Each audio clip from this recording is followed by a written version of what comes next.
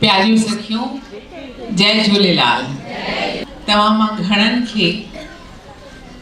असांजे सिंधी संगत NGO जे बारे में का बि ख़बर कान हूंदी। घणनि सिंधी संगत जे बारे में ॿुधो आहे? हथ मथे कयो। तव्हां मां घणनि खे ख़बर आहे? ओ नो, ही त रोज़ 6, 7, 8 ॾाढो थोड़ियूं आहिनि। त मां तव्हांखे पहिरें 2 मिंटनि में इहा ॻाल्हि ॿुधाईंदसि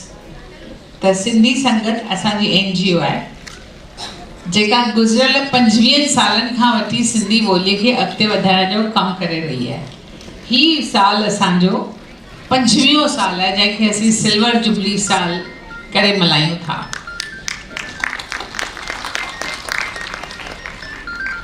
मेन ॻाल्हि इहा आहे त असां सिंधी ॿोलीअ खे इंटरनेट ऐं मीडिया जे ज़रिए, मीडिया जे माध्यम सां अॻिते वधाइण जी हर मुमकिन कोशिशि कई आहे। ऐं इन डायरेक्शन में असांजो जेको क़ाबिले तारीफ़ कमु आहे, जेको तव्हां सभिनी खे ख़बर बि आहे, त उहो आहे लर्न सिंधी ऐप। असांजी हिकु ऐप आहे लर्न सिंधी, जेका एंड्रॉइड ऐं iPhone ते फ्री में अवेलेबल आहे। तव्हां डाउनलोड करे सघो था ऐं उन मां तव्हां सिंधी लिखणु पढ़णु सिखी सघो था। असांजी ॿी हिकु ऐप आहे जंहिंजो नालो आहे स्पीक सिंधी ऐप। उन मां तव्हां सिंधीअ में ॻाल्हाइणु सिखी सघो था, लफ़्ज़ जुदा जुदा सिखी सघो था। असां इन खां सवाइ जेके ॿिया कम कया आहिनि उन्हनि मां हिकिड़ो आहे, हर साल दुबई में असीं शानदार प्रोग्राम कंदा आहियूं जंहिंमें सिंध मां हिकु कलाकार ऐं हिंद मां यानी भारत मां हिकु कलाकार ॻाईंदड़ ईंदो आहे। उन खां सवाइ उते जा जेके लोकल कलाकार आहिनि उते पंहिंजो परफॉर्मेंस ॾींदा आहिनि सिंधी गीतनि ते। असांजो हॉल कैपेसिटी आहे 1600, जेको लॻभॻि हमेशह भरियल हूंदो आहे। असांखे वॾो फ़ख़ुरु आहे त असां 24 साल हर साल इहो प्रोग्राम कयो आहे ऐं हीउ साल 25 साल थींदो जंहिंमें असांजो हीउ प्रोग्राम असीं ज़रूरु कंदासीं। असांजा 1600 खां वधीक वीडियोज़ YouTube चैनल ते आहिनि ऐं असांजो YouTube चैनल जंहिंजी सब्सक्राइबर्स आहिनि 1,35,000। असांजा फेसबुक सिंधी संगत वर्ल्ड वाइड ते असांजा व्यूअर्स आहिनि 4.5 लख। सो ईअं चइजे त असां जेको कमु कयो आहे YouTube ते, जेको ॿारनि जो बि नंढो चैनल हलायूं पिया सिंधी संगत किड्स, उन में 8,500 वीडियोज़ आहिनि नंढनि ॿारनि जा। हाणे इन ॻाल्हि ते मां तव्हांखे इहो ॿुधायां त हिते जेको ही लॻल आहे न पोस्टर, जंहिंमें आहे नर्सरी राइम्स कॉम्पिटिशन। हाणे इहा नर्सरी राइम कॉम्पिटिशन असांजी 8हीं आहे, माना 8 साल थिया आहिनि लॻातार इन कॉम्पिटिशन खे हलाईंदे, जंहिंमें ॿारनि खे 30 साल खां वठी 8 साल जे उमिरि वारनि ॿारनि खे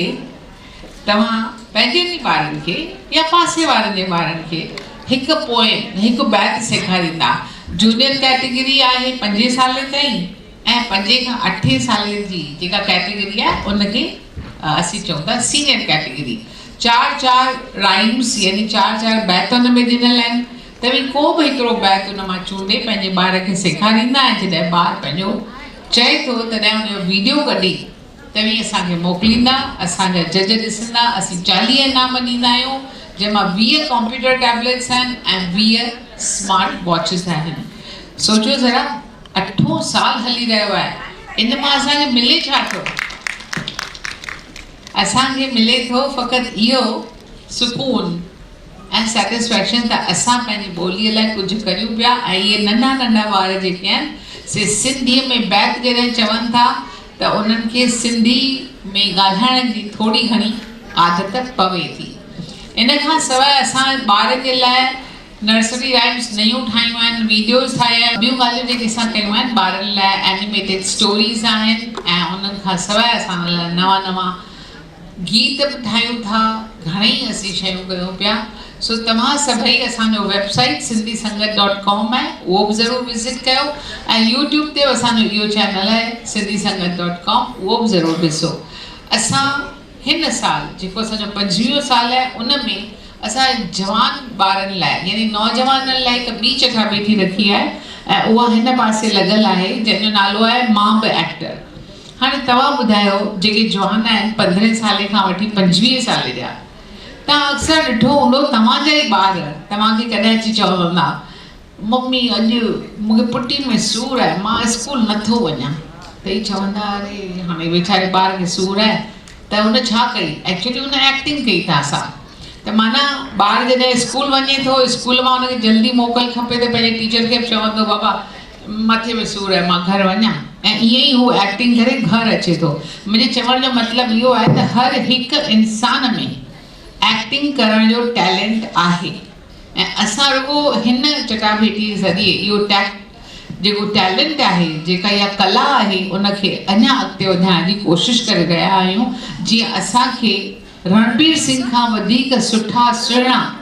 नवां एक्टर मिलनि ऐं करिश्मा कपूर खां सुठियूं एक्ट्रेसिस मिलनि त इन जी कोशिशि जेका कई आहे असां इन में असां सुठा इनाम इहे रखिया आहिनि जो 10,000 रुपए जा 3 इनाम आहिनि 5,000 रुपयनि जा 10 इनाम आहिनि ऐं 30,000 रुपए जा 10 इनाम आहिनि इन्हनि खां सवाइ इन्हनि सभिनी ॿारनि जा वीडियोस चढ़ंदा असांजे यूट्यूब चैनल ते सिंधी संगत किड्स ते सभिनी खे मिलंदा सर्टिफिकेट ऑफ पार्टिसिपेशन सो तव्हां पंहिंजे घर में जेकर तव्हां वटि यंगस्टर्स आहिनि 15 खां वठी 25 सालनि जा नौजवान त उन्हनि खे ज़रूरु हिन ॻाल्हि जे बारे में ॿुधायो हिननि खे हिकिड़ो रील तयारु करिणो आहे ऐं ॾिसो ॿियनि जा रील ॾिसी सभिनी तव्हांखे बि दिलि थींदी आहे अलाए मां अची करे अहिड़ो रील ठाहियां पर तई सोचींदा मां छा ठाहियां नथी करे सघां कराइनि हलंदा सो जॾहिं माण्हू चवनि था मूंखे बि दिलि थी थिए मां रील ठाहियां पर कहिड़ो ठाहियां हुन छोकिरी जेको ठाहियो उहो ई ठाहियां न पोइ इहो त कॉपी कैट थी वेंदो सॼी कुझु समथिंग न्यू ठाहियां त इहो जेको कंटेंट आहे इहो कंटेंट बि असां 50 वीडियो क्लिप्स असां रखिया आहिनि असांजे यूट्यूब चैनल ते ऐं प्लेलिस्ट जो नालो आहे मां बि एक्टर हिन कॉम्पिटिशन जो नालो आहे मां बि एक्टर ऐं हुन प्लेलिस्ट जो नालो बि इहो ई आहे मां बि एक्टर उन मां ॿारनि खे नौजवाननि खे इहो हिकिड़ो को बि वीडियो सिलेक्ट करिणो आहे ऐं जीअं उन में उचार आहिनि चयल जीअं उन में डायलॉग आहे उहो ई डायलॉग तव्हांखे चवणो आहे एक्टिंग बि करणी आहे एक्टिंग सेकेंडरी आहे प्राइमरी ज़रूरी आहे सही उचार ऐं सही डायलॉग चवण जो तरीक़ो जजिस हिननि ॻाल्हियुनि ते ॾाढो ध्यानु था ॾियनि सो हाणे मां इहा इन ॻाल्हि खां सवाइ जेको असां कयो आहे उहो 1 मिंट में 6 शयूं तव्हांखे ॿुधायां थी असां 5 साल दूरदर्शन चैनल ते पंहिंजो स्पॉन्सर कैटेगरी में प्रोग्राम हलायोसीं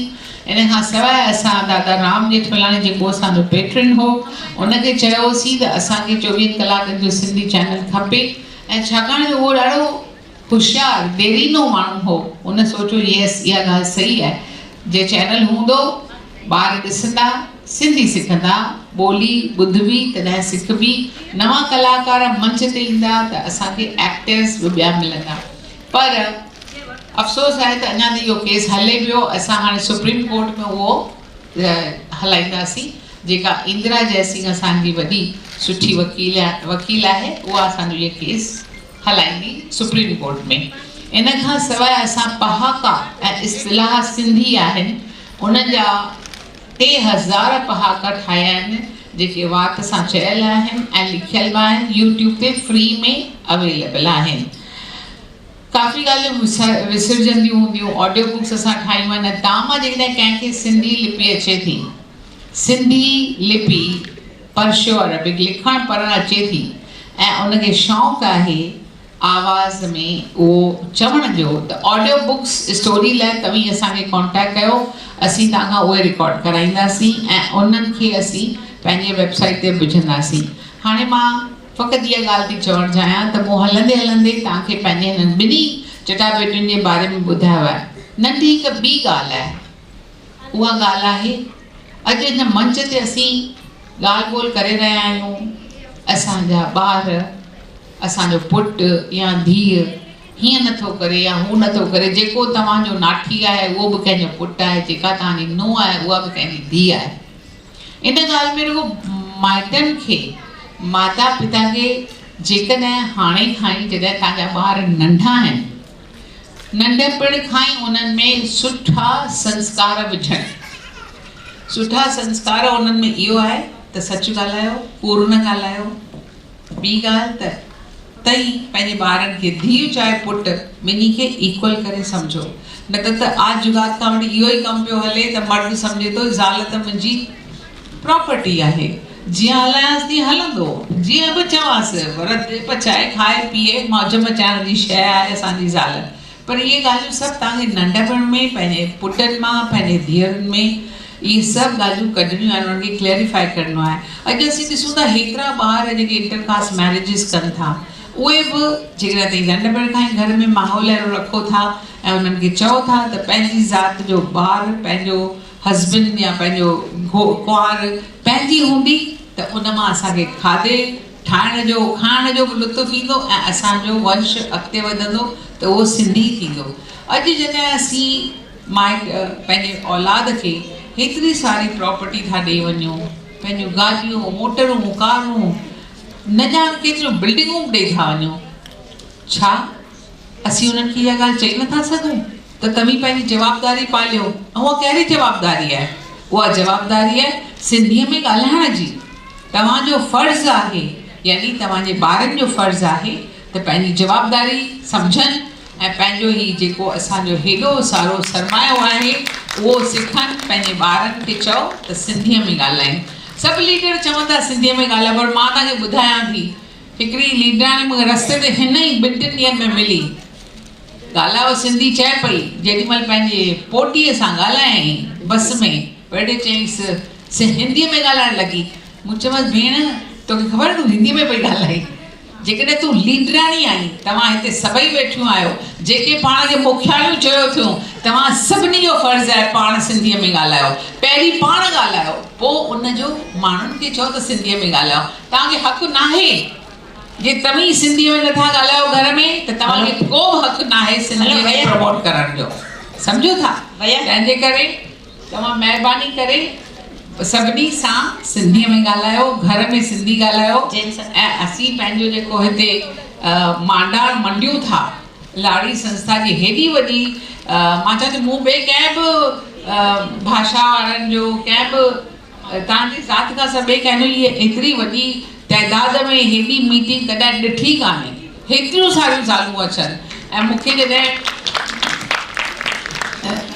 सुभाष चंद्र जी चयो त भई तव्हीं हिते अचो ज़रूरु, असांजे हिन प्रोग्राम में तव्हांखे हेतिरियूं लेडीज़ मिलंदियूं ऐं हेतिरियूं माताऊं मिलंदियूं, तव्हां इन्हनि माताउनि खे अची एड्रेस कयो ऐं उन्हनि खे ॿुधायो त सिंधी ॿोलीअ जो इम्पोर्टेंस कहिड़ो आहे ऐं सिंधी ॿोली सिखणु असां लाइ छो ज़रूरी आहे। हाणे छो जे घणनि डिटेल्स में वञिबो त हीअ मुंहिंजी तकरीर बि वॾी थी वेंदी ऐं हाणे ही वक़्तु पूरे करण अचण जो वक़्तु बि थी वियो आहे हली। त मां चाहींदसि तव्हां रुॻो 2 कम करियो, पंहिंजे ॿारनि खे नंढपण खां इहे न तरसो न 8 दर्जे में 9 दर्जे में ईंदो उनखां पोइ चवणु लॻंदा अथई सिंधी में ॻाल्हाए। नो, पंहिंजे घर में माहौल पैदा कयो, पंहिंजे घर में नंढपण खां मां ॿुधायांव थी त असां पंहिंजे धीउ चाहे पुट खे चवंदासीं वॾो थींदे सिंधीअ सां ई शादी करणी अथई, भले पोइ तूं कहिड़ी बि ज़ात मां खणी अच, शिकारपुरी हुजे, उतरादी हुजे, लाड़ी हुजे, केर बि हुजे, भाईबंद न हुजे हलंदो, छाकाणि मां भाईबंदनि जी धीउ आहियां। पर कुझु बि कर, हैदराबादी भाईबंद न हुजे हलंदो, शिकारपुरी बि हलंदी, पर सिंधियाणी ज़रूरु खपे। ऐं सचमुच हुन बि सिंधीअ सां ई शादी कई, मुंहिंजी धीउ बि सिंधीअ सां ई पढ़ियल आहे, ॿई पंहिंजे घर में पंहिंजे ॿारनि सां सिंधीअ में ॻाल्हाईंदा आहिनि। मुंहिंजी धीउ त सिंधीअ में लिखी पढ़ी बि ॼाणे ऐं मां उन्हनि ते ॾाढो वॾो फ़ख़ुरु कंदी आहियां, छो जो मां आहियां सुंदरी उत्तमचंदानी ऐं एजे उत्तम जी धीउ। उहे ॿई वॾियूं सेलिब्रिटीज़ हुआ असांजे सिंधी साहित्य जो, में उन्हनि जो नालो सोनहरी अखरनि सां लिखियलु आहे। ऐं तव्हां जेकॾहिं सिंधी साहित्य जी हिस्ट्री ॾिसंदा त तव्हांखे सुंदरी उत्तमचंदानी ऐं एजे उत्तम जो नालो ज़रूरु मिलंदो, छाकाणि जो इन्हनि असांजे ॿिन्ही माता पिता पंहिंजो रोल जेको अदा कयो आहे सिंधी ॿोली ऐं साहित्य सभा हलाए करे, चाहे सिंधी ॿोलीअ खे 8 शेड्यूल में आणण वारा जेके लेखक दोस्त हुआ उहे असांजा पिता एजे उत्तम, गोबिंद माली ऐं उन सां गॾु कीरत बाबाणी हा। इहे 3 ॼणा ॾाढा मेन हुआ। दादी पोपटी हीरानंदाणी चौथी हुई। मूंखे लॻे थो त हाणे असांजा ॿिया मुअज़्ज़ज़ महिमान अची विया आहिनि असां सभई ख़ुशि आहियूं त हीअ सुठे नमूने में अहिड़ी असांजी कारवाई इन्हनि भेनरुनि ॾाढे कुर्ब सां हलाई, सुठे नमूने में हलायूं।